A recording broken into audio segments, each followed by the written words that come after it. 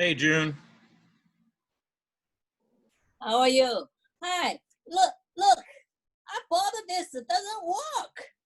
It doesn't work. What do you Yeah, mean? it always is broken inside. It's what? The when I sharp the pencil, Uh-huh. yeah, but it doesn't work properly. Why? It's not good enough. Mm, This no, one. should be fine. What kind of pencil are you sharpening? Uh, this kind. Lower it. I can't see it. Okay. Is that a charcoal pencil? Yeah, I Ah, don't know what kind.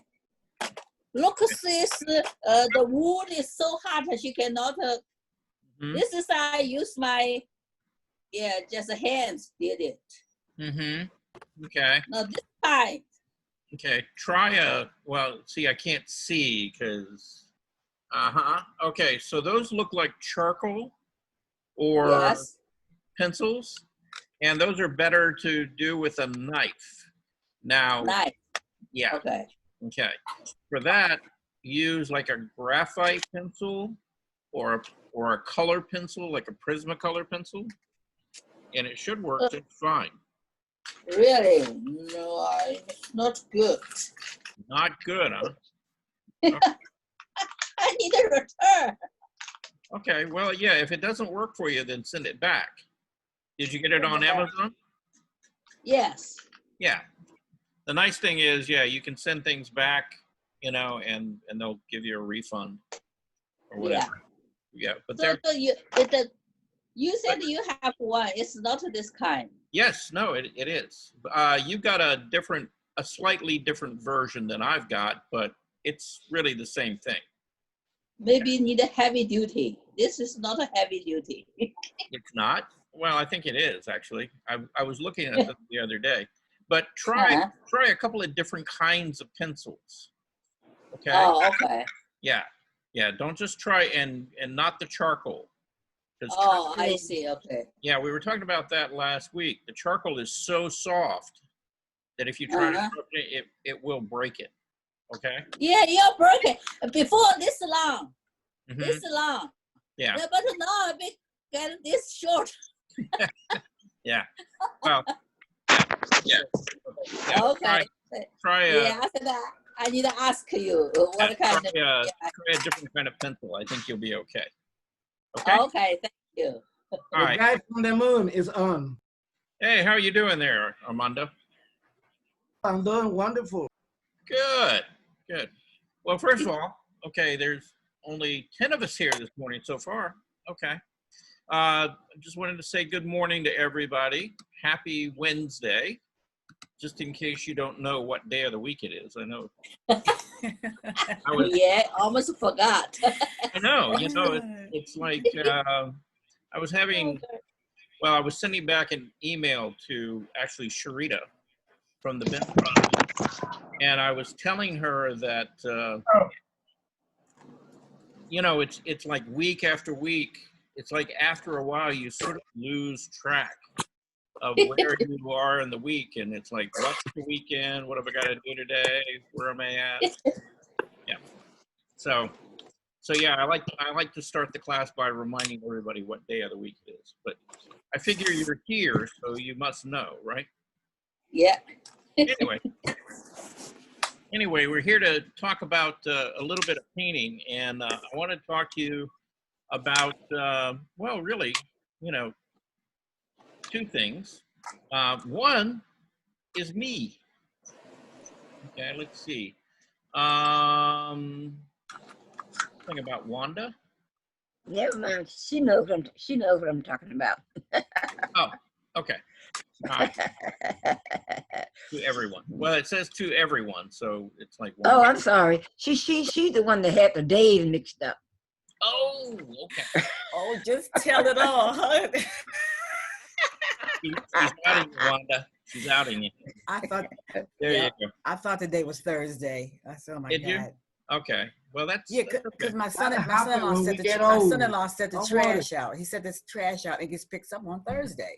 Wow. So when I go walking, I see it out there. So, oh, I thought today was Wednesday. Okay, but I walk on Wednesdays. Duh. Well, you What know, happens when we get old? yeah. Well, it's not just that though. It's you know, everybody's life has had kind of like a major disruption, and we've had to kind of reset like a whole new routine in life, you know. And so, you know, having a routine, you know, whether that's a daily routine or whether it's a weekly routine, things that you do, you know, on a regular basis, is actually healthy and a very good thing for you to do, you know, to develop that routine and stick to it. Because it helps you keep track of time. And in situations like this, time kind of slips away. So Well, yes, it does. it's Yes, it's it hard to does. it's hard to stay up with. But anyway, let's get on to talking about painting. Oh, we're up to 15 now. Wow. Okay. So, like I said, I wanted to talk to you. One, I wanted to talk a little bit about me and kind of what I've been doing. You know, while we've been here, kind of socially isolating, things like that. Other than doing Zoom classes, you know, you know, kind of getting back to the routine thing. You know, it's helped me kind of reschedule my day and the way I spend my time every day. And one of the things that I really enjoy is just, you know, I usually get up like 6 o'clock at the Wow. latest. A lot of times I get up at like 4, and I'll come up and paint. But I always try to go down right around about 6:30 or so and sit, you know, on the back porch. Yeah, you talk to her? Uh-huh. Hold on. Richard, you got to mute yourself. Okay. And the reason I like to do that is because I can actually watch the sun come up over this ridge that's back behind me, you know, with all the trees and stuff around me. And I've been working on a series of paintings, you know, of that, right? And so I'm going to show you some of the things I've been doing. And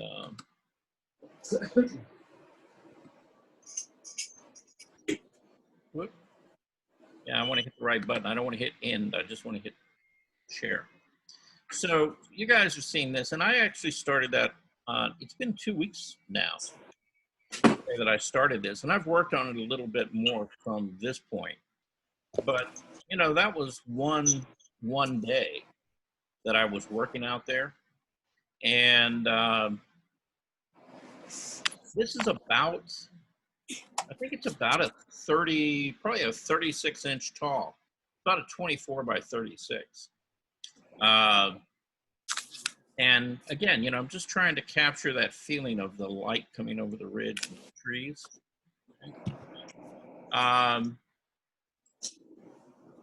Let's see, that's probably another one of the same thing. Yep. And then this little thing right here, I just went out this morning and did that whole painting within about 2 hours. Wow. And Very nice. I like that. yeah, again, you know, it's a smaller painting. It's probably like a, you know, probably 11 by 14. So it's a fairly quick, what we would call a plein air or alla prima painting. And all I'm trying to do is I'm just looking at, I'm trying to mix the color that I was seeing, particularly for the sky, and trying to get that sort of silvery sort of feel to the light. And then, you know, as I kind of move through capturing each one of those areas and trying to, you know, match the color with what I'm actually seeing. So, you know, it's not so much about trying to make it look like a finished painting as it is for me to be able to look at and get a reference on what sorts of color combinations and transitions I was seeing, you know, as I was out there painting this morning. And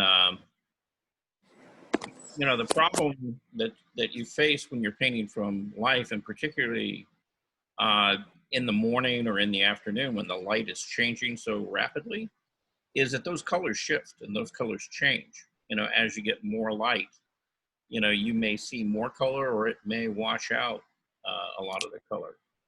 But like I said, this is about a 2-hour little plein air piece that I did this morning. And it will be invaluable to me when I go back and I begin to like go back to this piece and start working. I can go back in and I can look at those colors and I can begin to modify them and model them back to what I've seen earlier this morning. So, so I'm going to probably be working on this probably tomorrow and maybe even this evening. Another piece that I'm going to be working on is this piece right here. And that's kind of a, let's see, what is that? That's probably about an 18 by 24.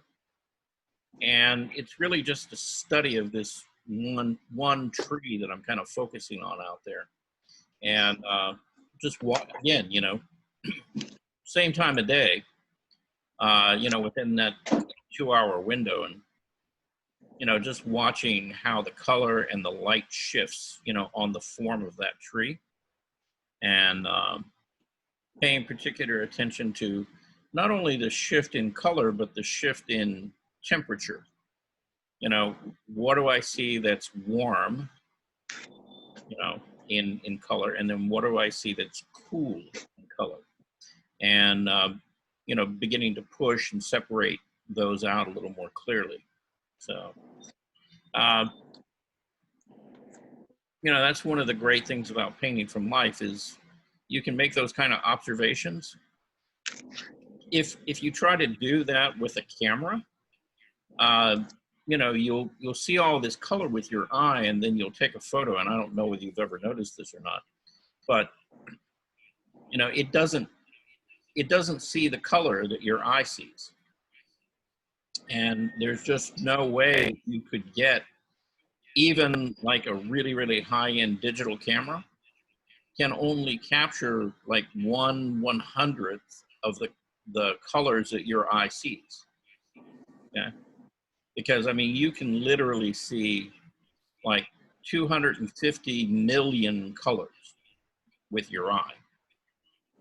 You know, a digital camera, the very top end digital camera right now, can capture about 250,000 of those. So it's, you know, it's really limited when you start talking about, you know, trying to transfer and use photography for color. And that's why one of the recommendations that I give, and a lot of other people who teach painting, if you're going to be working from photographs, photographs are really good at capturing details. But again, you know, they're very poor at capturing color. And so what I would say is whatever you think you see in that photo, take it and really push it. You know, put much more color in there than what you actually see in the photograph, right? Because the color is going to be nowhere near as strong, you know, in that photo as it was actually when you took that photo. So here's a piece that I did. I've been working on this as well. I had quote unquote finished it, and this is not even the where it is right now.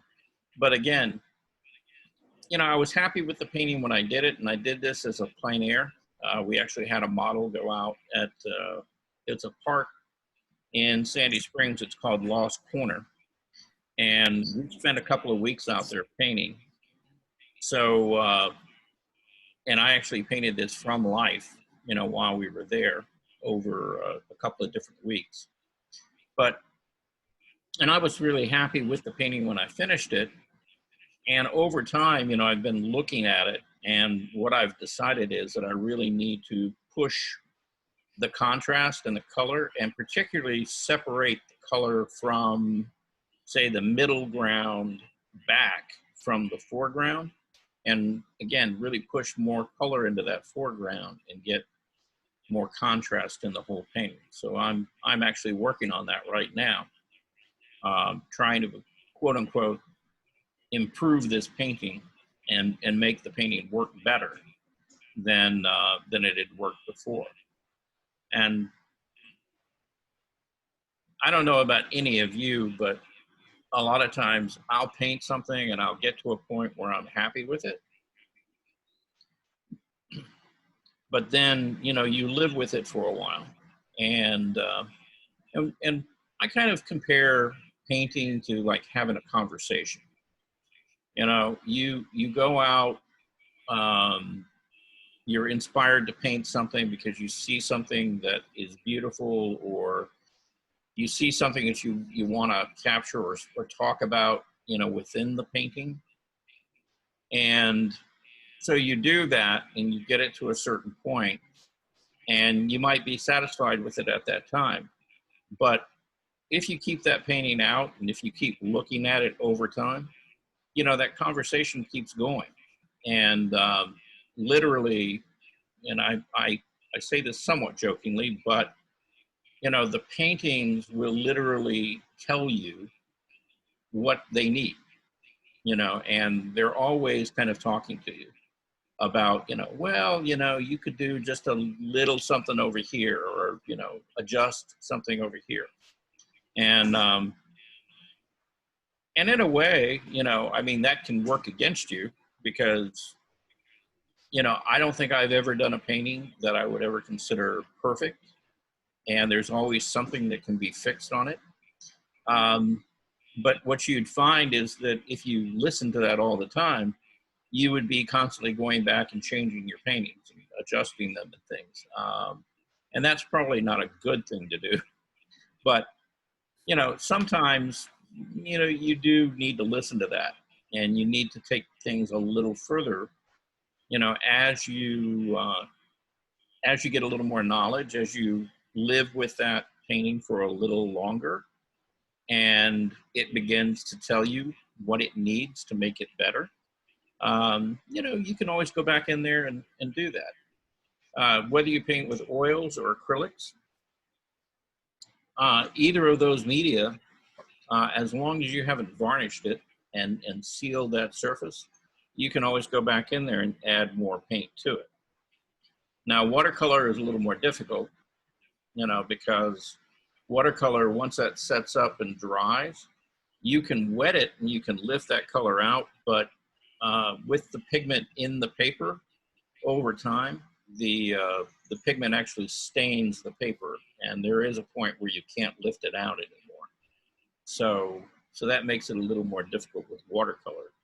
But most painting mediums, you know, are fairly forgiving, and you can manipulate them and play with them, you know, beyond the time that, you know, the paint sets up and dries. So you can always go back in there and, you know, put more paint on. A lot of artists these days are working with what they call a mixed media approach.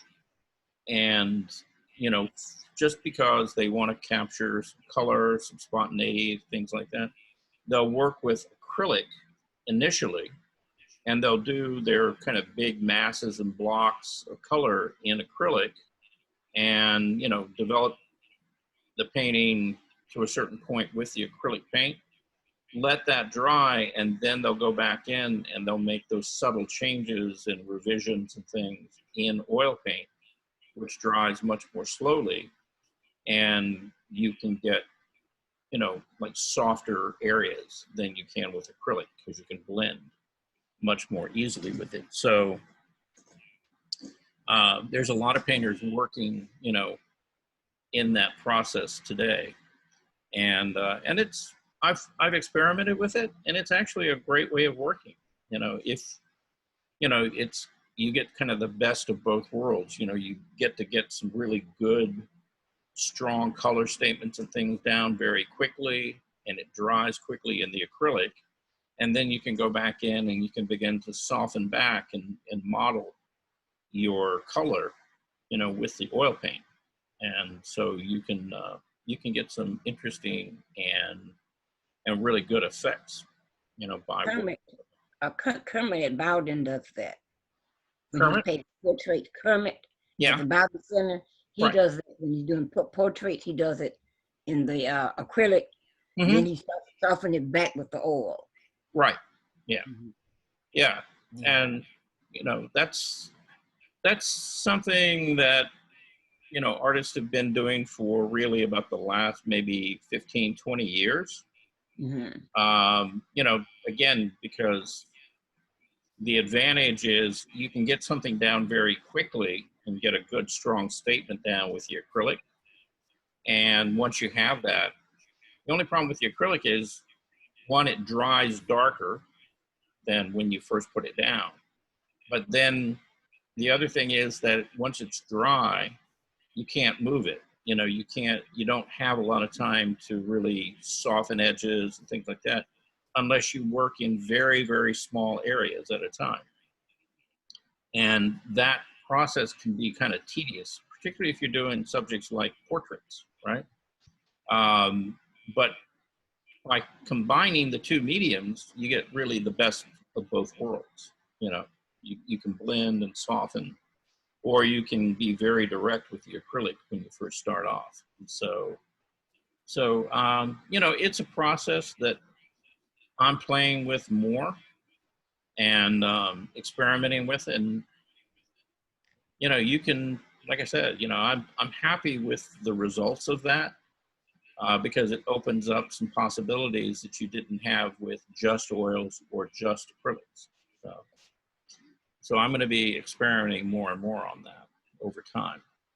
I wanted to also share with you, since we're talking about me, there's a show that's getting ready to open, and it's at the Cobb Marietta Museum.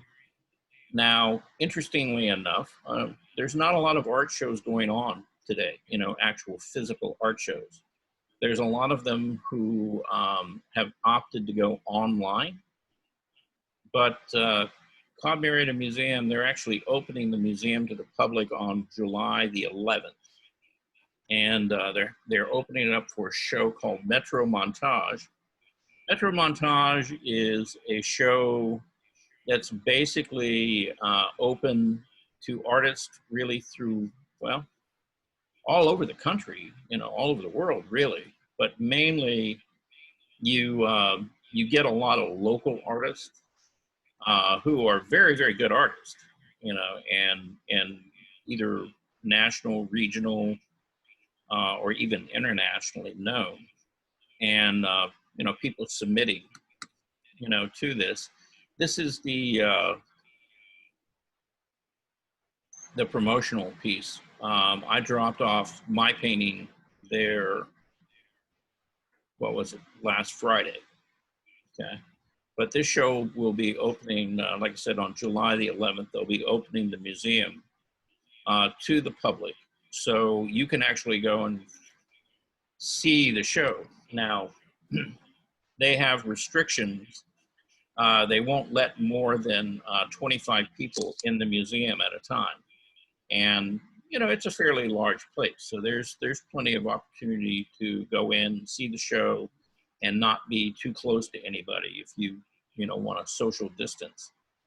They're talking about having an opening or closing reception for it. That may or may not happen, but you know, to be able to actually go in and see the work, you can go do that. And where that's located, that's on Atlanta Road in Marietta, just off of Marietta Square, if any of you are familiar with that. But you know, I participated in that show maybe about 5 or 6 times in the last, say, 10 to 15 years. And it's always a really, really good show. You know, there's always great work in it.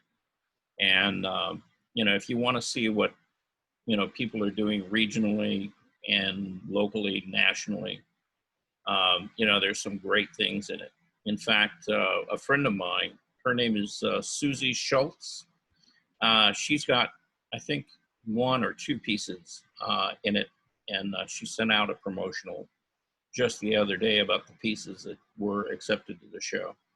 So if you get a chance, you know, and you feel like getting out, stretching your legs and going out and seeing some art, you know, that would be a great place to go. I know that they're doing everything they can to, you know, be socially responsible and safe and, you know, keep the public safe. And, you know, you can see some fantastic art there. And I think they said this year that they had about 250 pieces in the show this year. So it's a fairly large, extensive show, and it's in 2 different galleries. There's an upstairs gallery and a downstairs, and it will fill both. So so I would encourage you, you know, to go if you get a chance to. Okay. So that's all I got to share with you about me.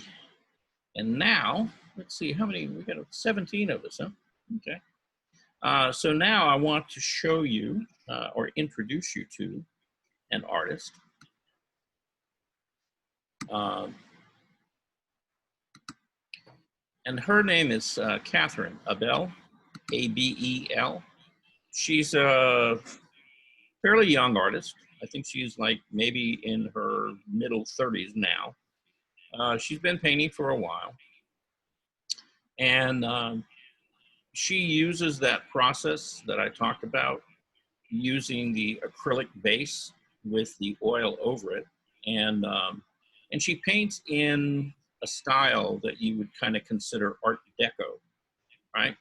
Anybody familiar with that term, Art Deco? No. Yes. Yeah, No? I've heard it before. Okay, well, Art I Deco, don't know what it means. Charles, Yeah. it's Fran. Isn't Art Deco stylized? Very Yes. stylized. well, yes, it is. Miami, you know, it's a lot with Art Deco. in Yes. Miami, Well, Florida. yes, and we're gonna, Wasn't it also primarily the 1930s? Art Deco kind of ran from, yeah, about the 20s all the way through, it kind of ended, or actually really died, in about the late 40s, early 50s, okay? But Art Deco was really, it was like right before the Depression, which was in 1929, right? And the term is, or, you know, a lot of design and art teachers will tell you, it's like the idea was that this particular style was like really over the top. If you think of Gustav Klimt, for example, right? And you look at his decorative paintings, you know, in the like opera houses and things of Vienna, and all of the gold and lavish materials and things that they used in those, Art Deco took that a little bit further than even Klimt. And actually some of the most, you know, highly decorated and beautiful movie houses were built all about that time. If you look at a lot of movie theaters in like a lot of these mid-size American cities, and even in New York, think about the Fox Theater. The Fox Theater was built, and it's an Art Deco style. Anybody ever been to the Fox? Yes, Yeah, I have. but it's not a Yeah, I've kind been there. of Mediterranean or Arab style. I'm sorry, what? It's not kind of Arab style. Remember, that was supposed to be a mosque at the beginning. Well, no, it was, I've never heard that before. When it was built, yes, it's an Art Deco building. And when they built it, it's in what they call arabesque style, but it's still Art Deco. But I've never heard it was supposed to be a mosque. But it Well, did. at the beginning, the original plan. Really? Huh. Is Okay. he talking about the one in New York, or is he talking about the one here in The Atlanta? Fox I'm talking Theater about- here in Atlanta. Really? That's what I thought. Yeah. He's talking about the one in New York. That's the one So that there's Charles one was here talking in about. Atlanta. No, he's talking about Atlanta. Now, Yeah, if you but you're look talking at about New architecture- York. Yeah, if you talk about the Fox in Atlanta, you know, and you look at it, a lot of the exterior of it, once you kind of look at the whole building, and particularly up above it, it has a lot of Arabic sort of architecture, you know, to the feel of it. But it really is an Art Deco building, and they borrowed from a lot of different cultures. Anyway, yeah, we're running down on time here. So let me get to show you Catherine's work.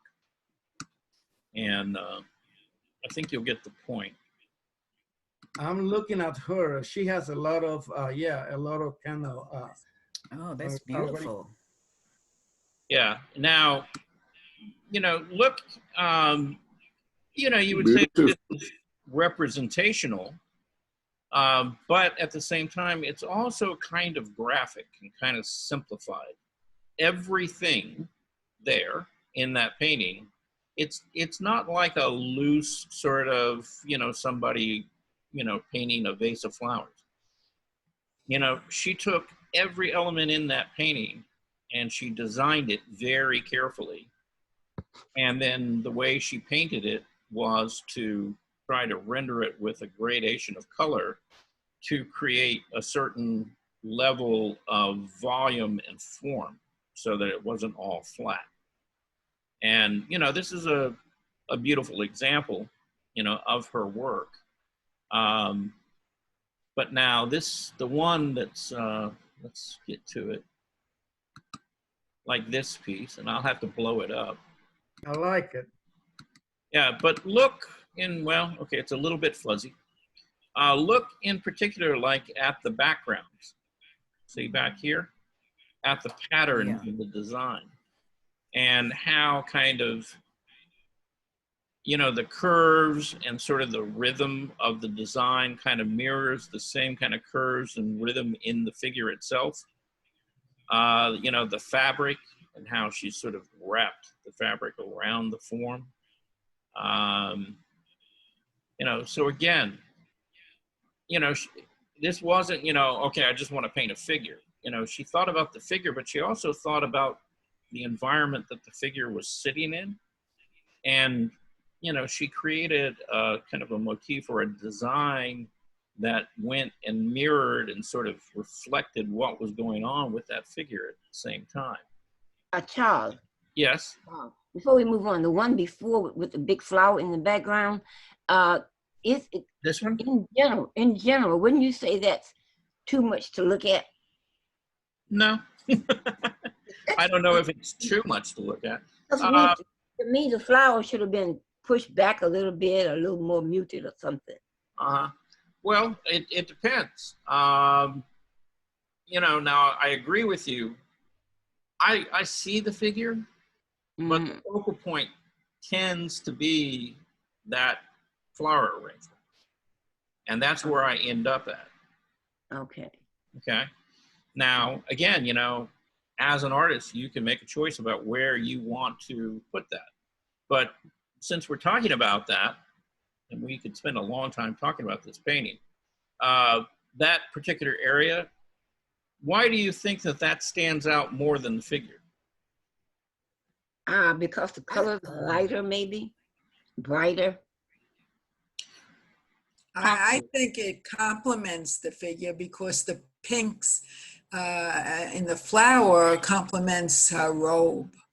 So the eye goes from her robe to the flowers. Yeah, well, they do. The colors and things tie together. But I want you to notice something, okay? And was that Wanda? Bernice. Yes. Oh, Bernice. No, that was Yeah, Bernice. was Yeah. talking. Okay. So Bernice, the thing I want you to notice is, if you look at the figure, notice, you know, there are some sharp edges and harder lines, but everything on the figure is softened back, right? In fact, all those edges almost tend to have, you know, they're just a little bit blurry. And then Okay. you go to the flower itself and everything in there. It's like every leaf, every little petal of those flowers has got Mhm. a very, very distinct, hard, sharp edge that Okay. hasn't been softened back. And so it creates a kind of contrast there that make that arrangement of flowers far more dominant even than the figure. Mhm. And the flowers to me looks more artificial than the woman herself. Right. Yeah. She looks more realistic to me. The flowers look like they're more artificial because they Right. just don't look like they're real. Yeah. Because of all the hard edges. Right. But they're stylized. See, and again, you know, Yeah, it's yeah. more like a design. Let me move down. Charles, just out of curiosity, did Huh? Deco. Deco came after Art Nouveau? It did. Yeah, I thought so. Thank you. Okay, like for example, this piece. Okay, now this is just flowers, right? But again, you know, look how she's taken and she's really designed like every shadow, every area of light, and she's intentionally gone in and kept some of those edges extremely sharp. And then other edges she's taken and softened back. You know, like the transition, like right in here, okay? So you see there's a light edge and it's sharp against a shadow that's kind of blurry. And then she comes up here to the shadow here and she begins to leave that area sharp again. Mhm. And so when you look at it, you know, your eye, and you don't really pick it up at first, but your eye really draws, you know, into this flower right here because of the contrast, see? And even though she's got a lot of sharp edges and things back in here, this is still more dominant. And your eye just kind of flows into there. There's another piece she did, again, same subject, but look how she treated that. And see, it's less about trying to do a realistic representational flower, and it becomes a design. It becomes something of a pattern. And, you know, she's really highly stylized. It almost looks mechanical and kind of more metallic than really flower-like, right? And that was one of the things about Art Deco. It kind of almost borderline in some cases to becoming very abstract. And you know, the style, you know, the subject matter was pretty broad. You could do figures, you could do floral motifs, you could do landscapes. And if you think about like some of the art that was produced, is anybody familiar with Maxfield Parrish? Yes. Okay. Now Maxfield Parrish was still part of this Art Deco sort of movement.